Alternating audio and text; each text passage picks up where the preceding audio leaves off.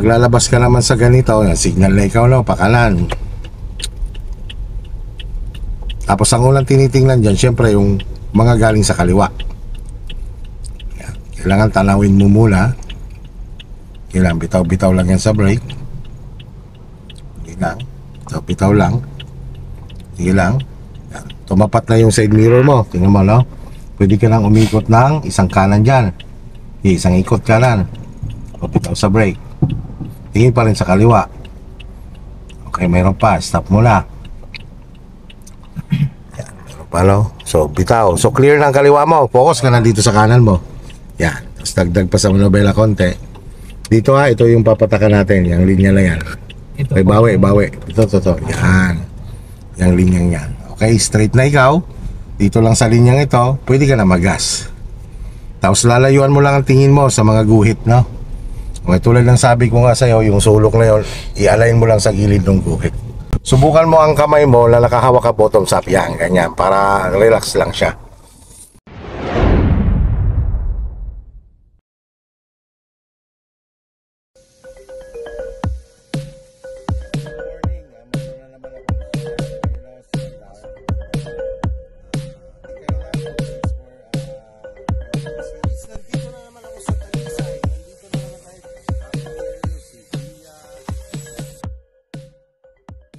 Direksyon po natin Sir Alan dyan, pakanan. So dito pa lang sumisignal ka na pa right.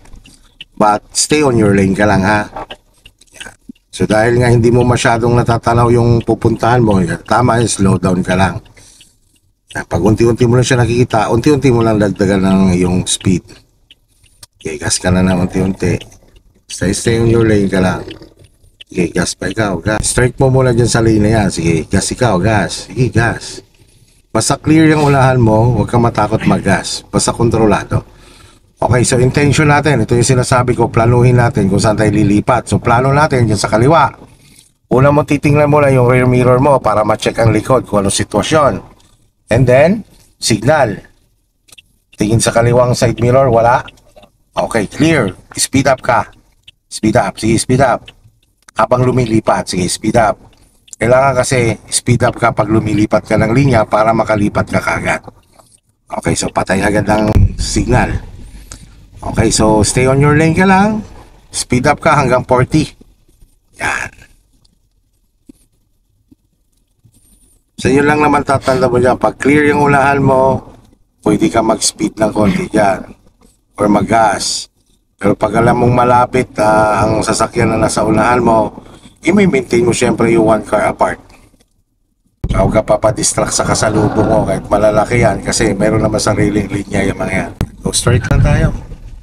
Tuloy-tuloy ka lang sa pagagas. Sa mga ganitong klaseng kalsada, salubungan, pansin mo, di ba, Sir Alan? Kailangan, sir, aral mo dito, sir, yung defensive driving. Ibig sabihin, sir, huwag kang lalamang sa kaliwa, no?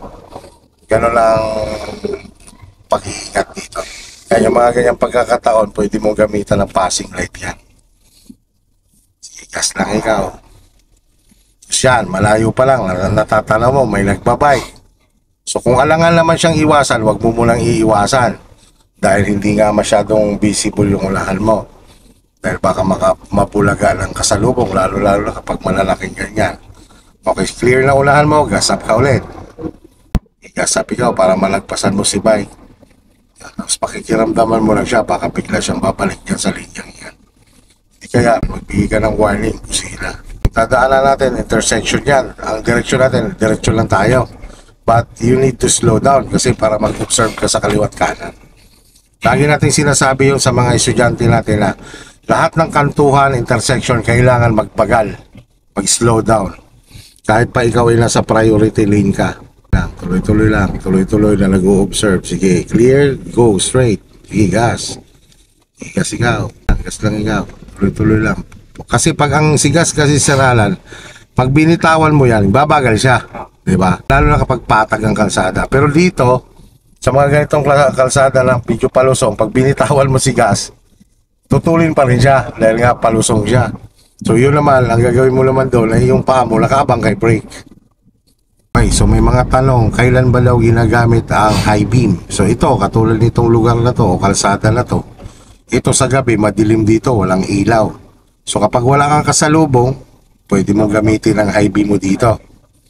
In the same time, halimbawa naman may kasalubong ka at yung kasalubong mo ang taas ng ilaw, yung naka-high beam siya.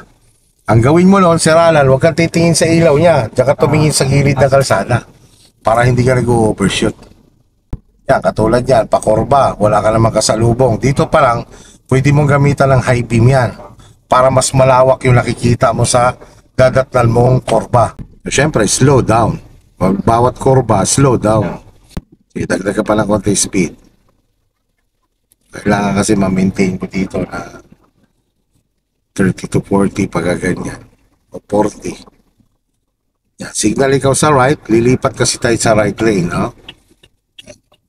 Sige lang, huwag kang magbe-brake. Tuloy-tuloy ito. Sige lang. Gas up ikaw para makalipat agad. Yan, dito, no, lane na to. Okay, patay signal light. Okay, so ngayon, dito Sir Alan, di ba, 3 lane na siya. So sir, tandaan natin, kapag naka-encounter ka ng ganitong kalsada, hindi po ito expressway. No, ito ay national road, no? So, bypass. Ngayon sir, ang speed limit dito sir ay 80. Doon sa mga sanay na, syempre, di ba? Hindi tayo pwedeng tumakbo dito ng 100. No, kasi ito, agricultural area. So kita mo, may mga baka, di ba? Pwede minsan, tumatawid yung mga yan dyan. And then, syempre, pag beginner tayo, yon hanggang 60, ganyan. So kaya tayo nakapwesto dito sa gitna, kasi nga, ang takbo natin is not more than 60. So dapat ito yung lane na para sa atin, dahil nga yung kaliwa, ay para yan sa mas mabibilis sa atin. Yan. Sa beginner nga, mas maganda yung nandito ka lagi sa, kahit tumakbo ka ng 40, okay lang, walang magagalit sa'yo. Kasi kung nandun ka sa kabila, nasa inner lane ka, naka 40 ka lang, bababad ka dyan, dapat yan ay para sa passing lane talaga. Okay, so meron tayo dyan madadaanan Sir Alan na tulay, maliit lang naman siya, maiksi lang. Siyempre, bawat tulay, medyo mag-slow down tayo. At the same time, paalala ko, halimbawa umuulan, tapos may nadaanan kang kalsada na may bakal, dahan-dahan ka. In the same time, huwag kang biglang mamemorino dyan. Dito ka lang sa kanan konti. Sige lang, tuloy-tuloy ka lang, mas slow down lang. Huwag mo siyang sasagasaan, dito ka sa kanan. Yan. Mayroon ka may encounter na ganyan na mas malalapat pa yung bakal. So tanda mo, huwag kang... Ha? Kumbaga, dadaan ka man doon, no choice ka, nadaanan mo talaga, dahan-dahan ka. Huwag ka doon mabilis kasi madulas yun lalo pag maulan. Bigla ka mamemoreno, dahan-dahan talaga. Sabi nga, kung hindi mo kabisado ang lugar, kailangan ikay magmarahan lang. O kahit makabisado mo na ang lugar, basta't nasa tamang limit lang ng speed ikaw lagi. May slow down ka na, no? Bitaw na ang kanya, nakabang na kay brake. Yan, kita mo yung clean fuel, signal na ikaw kaliwa. Sige, bitaw-bitaw lang sa brake yan. Matanaw mo yung lilikuan mo, sige. Puro lang, bitaw-bitaw lang. Tapos dikit ka lang ng konti sa guhit. Huwag kang lalagpas yan. Sige lang, bitaw-bitaw lang. Bitaw lang sa brake. Sige lang. Doon pa tayo liliko sa kabila.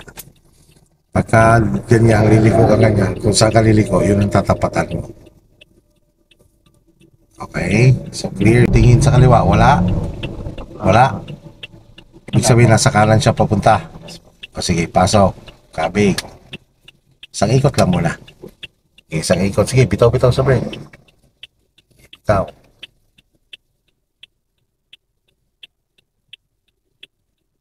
Alalay sa brake. Alalay sa brake. Alalay. Tuwid mo manobela. Alalay sa brake. Yan, kasi kang bahagya. Yan, ikot lang tayo doon. Tapos babalik na tayo. Alalay sa brake. Signal ikaw sa kanan. Tuwid lang manobela. Tuwid lang. Tuwid mo manobela. Yan. Tapos tingin mo lang sa kaliwa. Stop ha. Tingnan mo. Habang natingin ka, bago ka gumalaw, visualize mo lang kagad yung pupuntahan mo para alam mo kung gaano mo kalaki iikot ang manobela. Ganyan. So malaki ang kanan mo, o ikot ka na lang isang ikot sa kanan. Isang ikot, sige, isang ikot. Okay, move, tingin sa kaliwa. So wala, pasok. Hanggang isang liko lang muna, isang ikot lang muna. Kasi yan mo lang outer lane ang kukunin natin. Okay, tinutumbok niya na, balik ka na sa normal, balik na sa normal. Yan. Okay, forward. Ito muna, itong outer lane. Sige, gas muna ikaw, gas. Yung pagka lumiliko ka sa ganito, papasok ka sa ganito, kailangan ito mo lang linya na to ang kukunin mo. Sige, tuloy-tuloy ka, speed up. Tapos plano, no? Lilipat ka sa gitna. Tingin sa rear mirror, tingin sa side mirror. Pag wala, sige, gas up. Yan. Pag-isig ka light.